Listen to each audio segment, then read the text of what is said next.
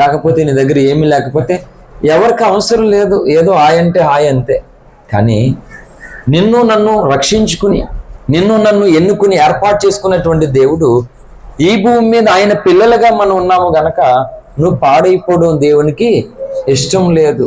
అందుకని పూర్ణ హృదయముతోనూ పూర్ణ ఆత్మతోనూ పూర్ణ మనసుతోనూ దేవుడిని అంట మనం ప్రేమించాలంట. అంటే ఎప్పుడైతే ఈ కేటగిరీ ఈ భావజాలంలోనికి మనం వస్తామో అప్పుడు నువ్వు ఎంత ప్రార్థన చేసినా అది మేలే. నువ్వు ఆ హృదయపూర్వకంగా భేద దూరాలంటే 2 కాసులు ఇచ్చిందంట. 2 కాసులు ఇచ్చింది. 2 కాసులు ఇచ్చినటువంటి భేద దూరాలు నిన్ను ఏమన్నాడు దేవుడు? అందరికంటే ఎక్కువ ఇచ్చిందని చెప్పాడు ఆయన. హల్లెలూయా. శిష్యులు ఆశ్చర్యపోయారు.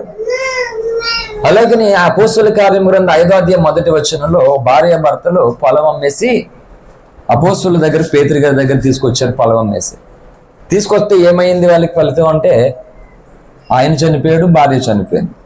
ఏంటి చూడండి.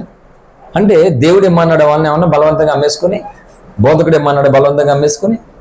లేదు, వాళ్ళే ఇచ్చారు అమ్మేసుకుని.